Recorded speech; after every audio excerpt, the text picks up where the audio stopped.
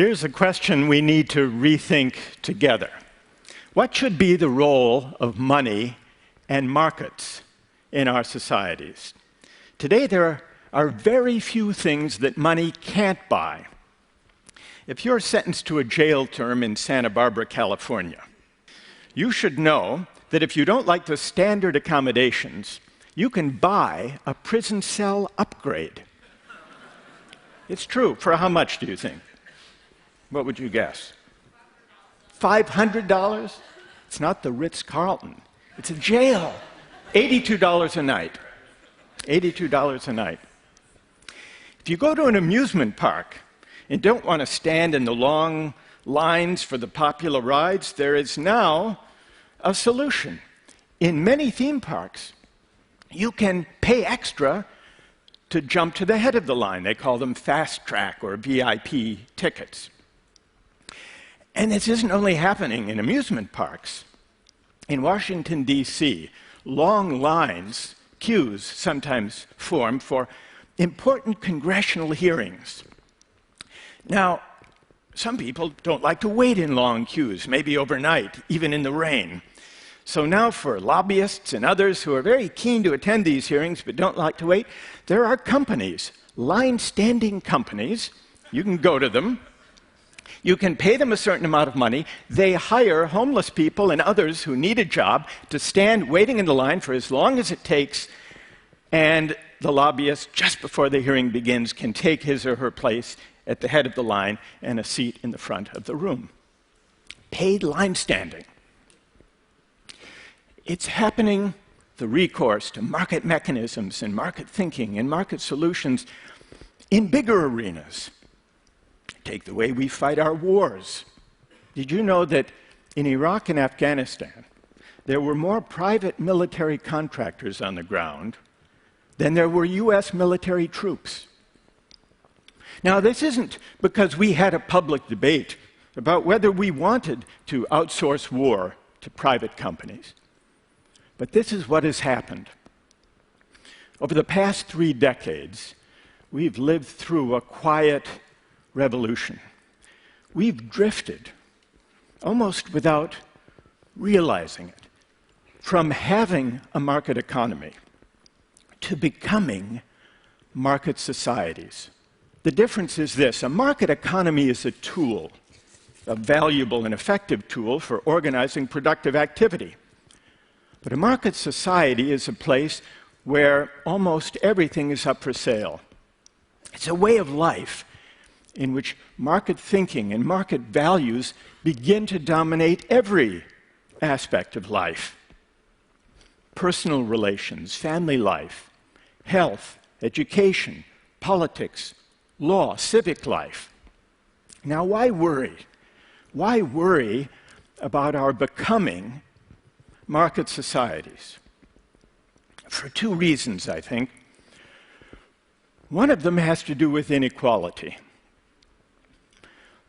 The more things money can buy, the more affluence, or the lack of it, matters. If the only thing that money determined was access to yachts or fancy vacations or BMWs, then inequality wouldn't matter very much. But when money comes increasingly to govern access to the essentials of the good life, decent health care, access to the best education, political voice and influence in campaigns, when money comes to govern all of those things, inequality matters a great deal. And so the marketization of everything sharpens the sting of inequality and its social and civic consequence. That's one reason to worry. There's a second reason, apart from the worry about inequality, and it's this: with some social goods and practices, when market thinking and market values enter, they may change the meaning of those practices and crowd out attitudes and norms worth caring about. I'd like to take an example of a controversial use of a market mechanism, a cash incentive, and see what you think about it. Many schools struggle with the challenge of motivating kids, especially kids from disadvantaged backgrounds, to study hard, to do well in school, to apply themselves. Some economists have proposed a market solution, offer cash incentives to kids for getting good grades or high test scores, or for reading books. They've tried this, actually. They've done some experiments in some major American cities, in New York, in Chicago, in Washington, D.C. They've tried this, offering $50 for an A, $35 for a B. In Dallas, Texas, they have a program that offers 8-year-olds $2 for each book they read.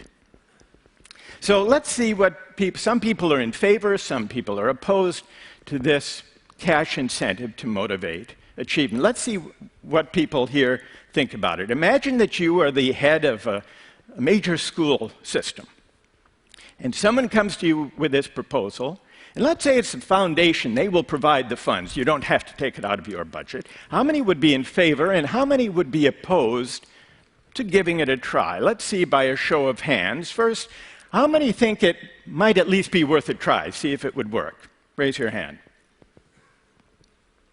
And how many would be opposed? How many would? So the majority here are opposed, but a sizable minority are in favor. Let's have a discussion.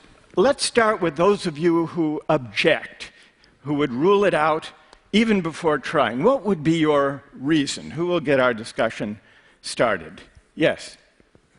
Hello everyone, I'm Heike, and I think it just kills the intrinsic motivation. So in respect that children, that they would like to read, you just take this incentive away in just paying them, so it just changes behavior. Takes the intrinsic incentive away. Yeah. What is or should be the intrinsic motivation? Well, the intrinsic motivation should be to learn. To learn? To get to know the world. And then if you stop paying them, what happens then? Then they stop reading. Now, let's see if there's someone who thinks it's worth trying this. I'm Elizabeth Loftus, and you said worth a try, and so why not try it and do the experiment and measure things and measure. And what would you measure? You'd measure how many books they read and how many books they continued to read after you stopped paying them. Oh, after you stop paying. All right, what about that? To be frank, I just think this is, not to offend anyone, a very American way.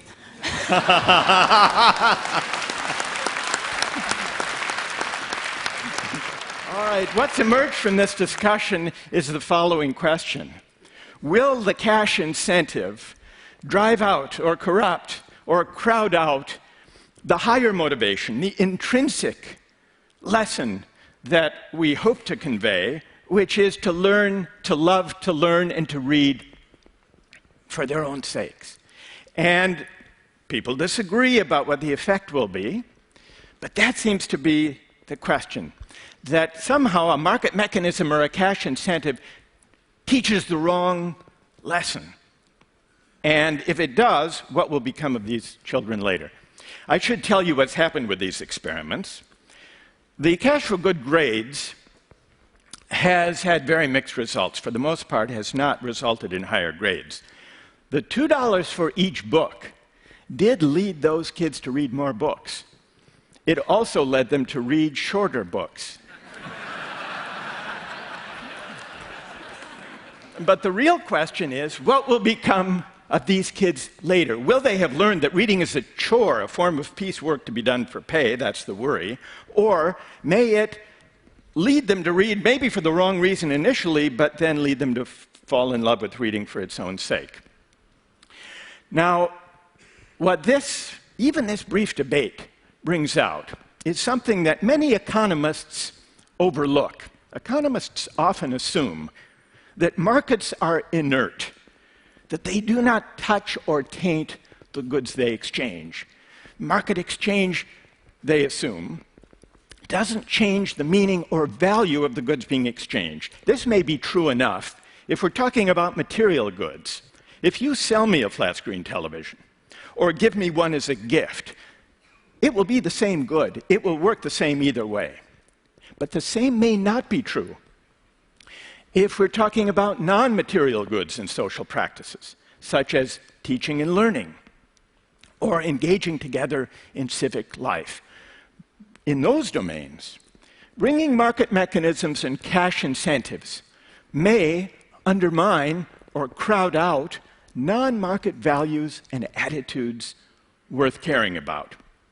Once we see that markets and commerce, when extended beyond the material domain, can change the character of the goods themselves, can change the meaning of the social practices, as in the example of teaching and learning, we have to ask where markets belong and where they don't, where they may actually undermine values and attitudes worth caring about.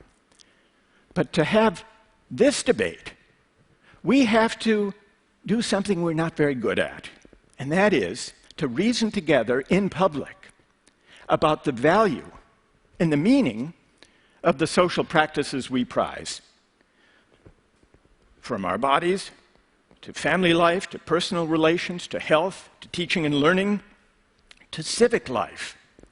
Now, these are controversial questions, and so we tend to shrink from them.